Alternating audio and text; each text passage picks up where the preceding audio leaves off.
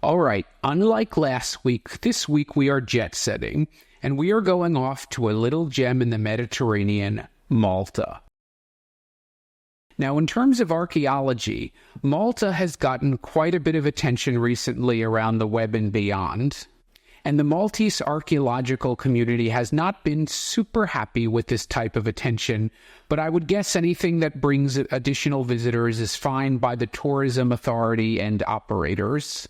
So right now, what I'm going to focus on is the visit to these places and the archaeology, as opposed to wading too deep into the controversy. Oh, and what is this site that we're visiting? Of course, it's Malta's 7 ancient megalithic temples, which are UNESCO World Heritage Sites. And as you saw from the map, Malta is comprised of 2 main islands, Malta itself and Gozo. There's, of course, other smaller islands, but these are by far the largest 2. Now, don't let that turn you off in any sense. It's very easy to get back and forth from the other. Ferry schedules are regular, as is public transportation in the form of buses. And also, Malta's total land mass is just about twice the size of Washington, D.C., so it is really quite easy to get around. But trust me, it feels a lot bigger than that because there's a lot to do and see. And the capital city, Valletta, basically looks like a giant set piece for an epic film like Game of Thrones. And in fact, there were multiple scenes from Game of Thrones filmed here, although this one you're seeing on the screen was in Medina, which is another town. So in this small place, you have rolling countryside, fortified medieval towns, giant basilicas, gorgeous beaches, and caves.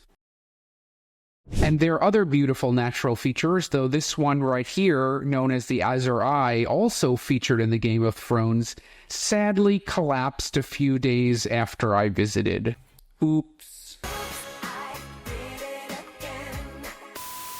Anyway, you get the idea. Malta is a great place to take a vacation, but I see it as my mission to make sure you include archaeology in that. You see, Malta is home to this group of 7 ancient megalithic temples, the oldest of which, Gigantia, is said to be the oldest freestanding structure ever found anywhere in the world. And on this map, I've put the little UNESCO logo next to the listed sites. These include Gigantia, which is actually 2 temples, Haġarim and Mnajdra, Tarshan, Haġrat, and Skorba. And as if this weren't enough, there are actually 2 other UNESCO World Heritage Sites in Malta. There's Valletta itself, the capital, and there's also Saflieni Hypogeum, which is a giant underground burial site, which we will visit as well. However, to be honest, the UNESCO World Heritage listing process is at best haphazard and at worst highly politicized and total bullshit. So, there's other points of interest in Malta as well. 2 of these, which you can see on the map, are Borgin Nadir and Tas Silg, again, all ancient sites. And not on the map are Haġar Stone Circle, which is right near Gigantia, and Gar Dalam Cave, which also has an interesting museum on site. And if you're wondering why there are those funny little accents on the letters, that is because the Maltese language is unique, given the island's history of rule by many different powers. The Maltese language is essentially like if an archaic form of Arabic and Latin got together and had a baby. And that history is pretty weird, with rule by the Phoenicians, Carthage, Rome, the Normans, the Arabs, the Knights Hospitaller, which were a group of defunct crusaders, France, Britain, and finally, independent. All right, enough of the history, enough of the politics, enough of the geography. Let's get back to archaeology.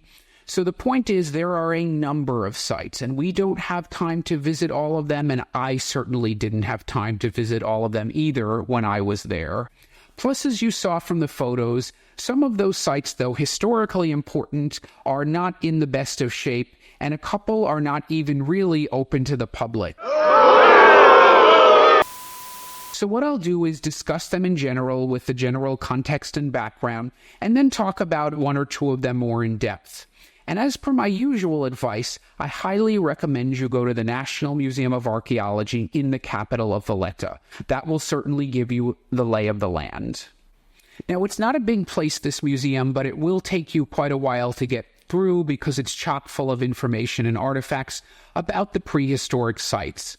But again, unless this is kind of your life's obsession and you have a private guide to take you to all the sites, you're only going to want to go to a few of them. So this museum will help you figure that out, which ones look the most interesting to you. Now, there's a lot there spanning the history of Malta, but the highlight, especially for our topic we're discussing today, are the, shall we say, voluptuous statues of women that were found in and around the various temples. Some of these include the famous Venus of Malta found at Haġar, which compared to similar statues of this era is strikingly naturalistic despite being so exaggerated looking. Or the Sleeping Lady found at Saflieni Hypogeum, the red Scorba figurines found at Scorba, and various other fat ladies, these also found at Haġar. I'm not fat, I'm big boned. Not all of the statuary was brought to the Central Museum, as some of the larger pieces were left on site, like this one at Tarshan, or some at the other small museums at the various temple sites. Now, what can we say about all these temples and structures? Well, first, the first human habitation prior to them is about 6,000 BC or 8,000 years ago, and this was actually recently extended by 700 years, thanks to some research that was done, which included soil sampling and radiocarbon dating at one of the key sites. Construction of the megalithic temples themselves seems to have occurred starting in 3600 BC, so that's 5,600 years ago, based on some of the radiocarbon dating of bones and other materials found at the sites. But why do we suppose these megalithic sites are temples? Well, that supposition comes primarily from four different kinds of evidence. First, for obvious reasons, those big bone ladies evoke fertility, so it's thought that there was some sort of mother goddess worship going on here. Now, there are a number of other sites around the Mediterranean and even further afield where similar statues to this one have been found. For example, see this one from Çatalhöyük in Turkey, looks remarkably similar in many ways. While an interesting observation and exercise in comparative archaeology, this was taken probably a bit too far by archaeologist Marija Gimbutas from Lithuania. Now, she supposed that there was this widespread group of societies of peaceful mother goddess worshipping folks who were then taken over by warlike tribes from the Eurasian steppe, and we've actually seen those folks in a few different episodes. Now, elements of this story are based in reality. There are a lot of places around the Mediterranean where people seem to worship mother or fertility goddesses, but there really are a lot of those all over the place. After all, birth is necessary to human life, and it happens everywhere. So there's really a lot of this type of thing all over the world, and there's no actual necessary connection between them. And also, multiple waves of nomadic tribes did indeed come from Central Asia, and Gimbutas's Kurgan hypothesis has largely been vindicated regarding the Yamnaya culture. If you want to know more about that, see this episode of Archaeology News from some time back. But there really isn't enough evidence to put all of this together in such a cohesive narrative. And this all has spawned the pretty hokey New Age Wiccan kind of cult of the mother goddess, which is a whole other thing. It's reaching time. Right. All right, so statues of big women, evidence number one. Evidence number two are the animal bones, which have been found at some of these sites, which seem to indicate animal sacrifice. So that's something that does go on at temples long ago.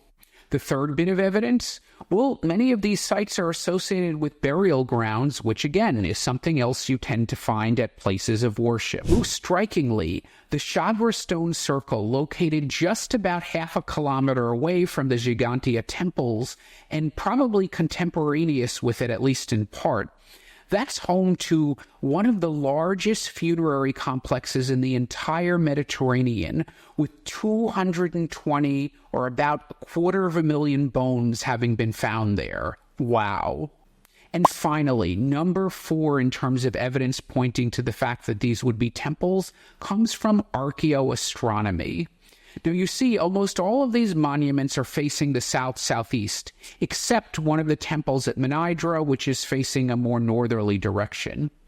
Moreover, they seem to be aligned, at least a number of them, with astronomical phenomenon. For example, in one of those Mnajdra temples, the portals are aligned with sunrise on the equinoxes and solstices. So on those days, the first rays of sunlight illuminate either the central niche or different carved megaliths which seem to have been strategically placed for this very purpose.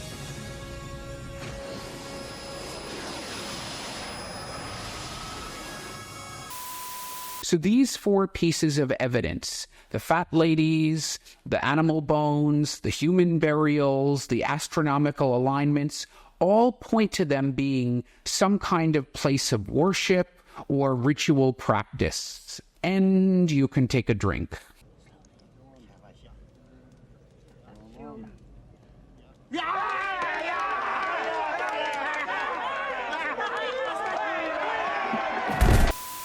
And as I mentioned before, there has recently been a kerfluffle with Graham Hancock, who has claimed that the discovery of some Neanderthal teeth at one of the sites, which did in fact happen, that's confirmed, does indicate that they may have perhaps been built by some ancient lost society. Well, it's true, there were a couple of adult molars found at Gar Dalam in 1918, so over 100 years ago at this point.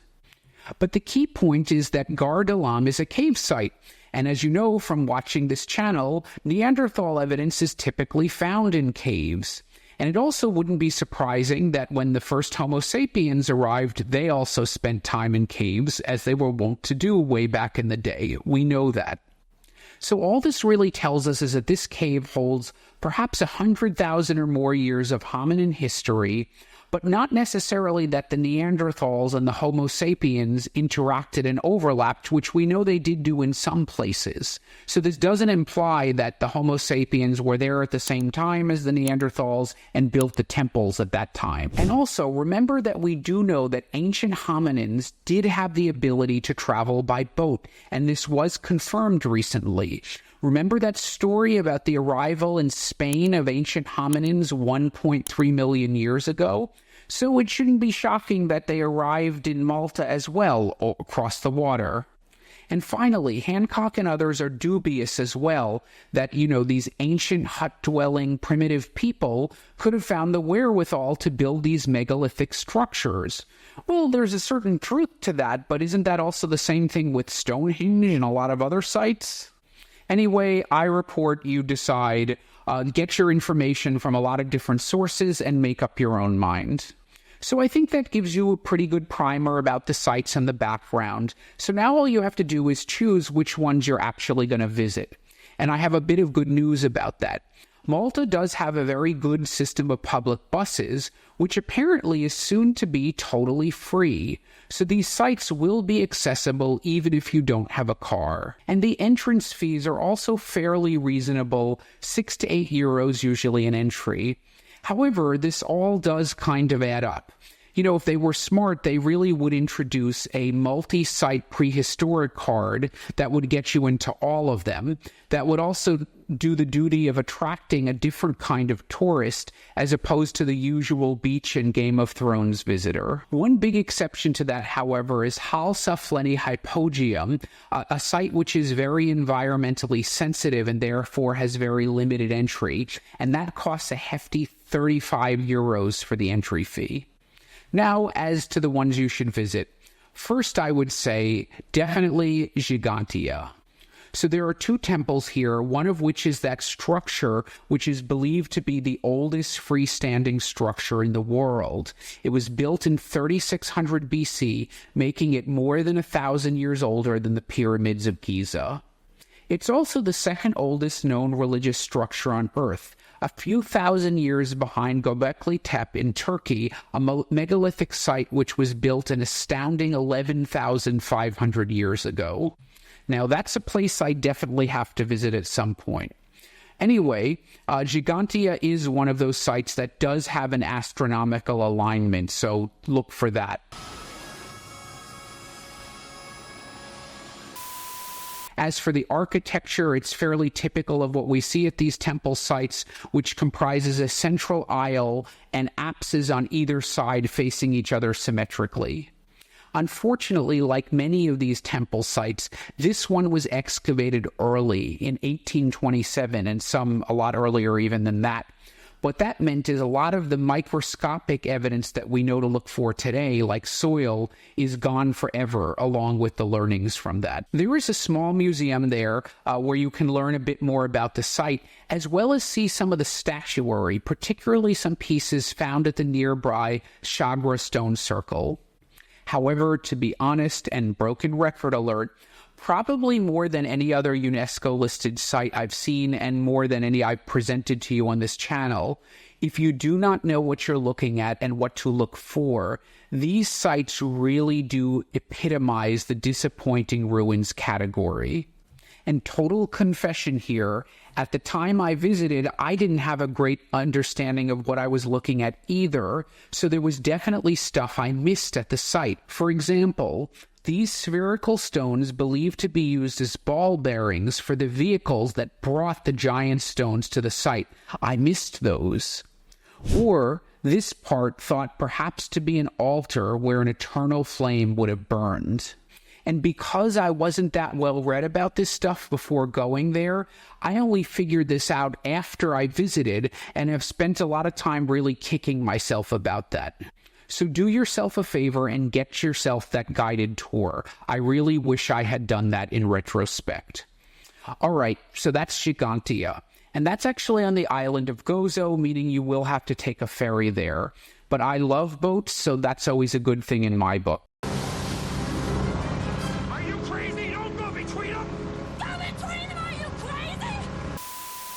On the main island, the island of Malta itself, I'd probably visit two of the sites. First would be a twofer, and those are the co-located temples of Haġarim and Mnajdra. These constitute a pretty extensive temple complex that will take you some time to wander around. And what's really cool is, if you remember, one of the temples here lines up very, very well with the equinoxes and the solstices, so you'll get to sort of see how that works in action. In addition, many of the temple blocks are studded with these drill holes, and one stone in particular has attracted quite a bit of attention. There is a hypothesis that this one served as a sort of calendar stone, with the number of holes corresponding to various calendric phenomena, for example, like the years of the Metonic cycle, days from various phases of the moon, etc. Now, as these archaeoastronomical things normally do, it seems a bit far-fetched to me. However, at least in this case, based on the perfect alignment of the structure to the solstice and equinoxes, that does kind of show the people at least had this kind of stuff in their head, so maybe it's not that far-fetched. The third site I'd recommend is Tarshan because of the number of finely carved blocks they have there, and this actually kind of reminds me a little bit of Bunaboyne, but anyway, this one will be a quicker visit. And if you do make it to Tarshan, have the ability to book early, and want to spring for the 35 euros, I really recommend you visit the Saflieni Hypogeum, which is practically next door. And you do really have to book far in advance because, due to the fragile microclimate down there, they only allow 10 visitors an hour, 8 hours a day. So yeah, you need to book in advance. But if you do make it, consider yourself lucky. It's believed that this is the oldest site in Malta, which was started about 4000 BC, so that would be 400 years older than Gigantia, and 1500 years older than the pyramids of Giza. You'll get a guided tour of the necropolis, which comprises multiple halls and chambers, some of which are still painted, spread over 3 underground levels. And there's also a museum on site as well. Anyway, I think that is quite enough for you to see and quite enough for this episode. The good news is, as you've seen, there's a lot to do in Malta. Great place to take a vacation, so you actually can break it up a little bit and take your time with the archaeology. So, marvelous Malta. Definitely not to be missed. Hey, if you like what you heard, give me that thumbs up below, hit that bell to subscribe, or if you want to support more independent archaeology content, consider contributing to my Patreon, where you can enjoy some exclusive members-only benefits and other goodies. Until the next dig.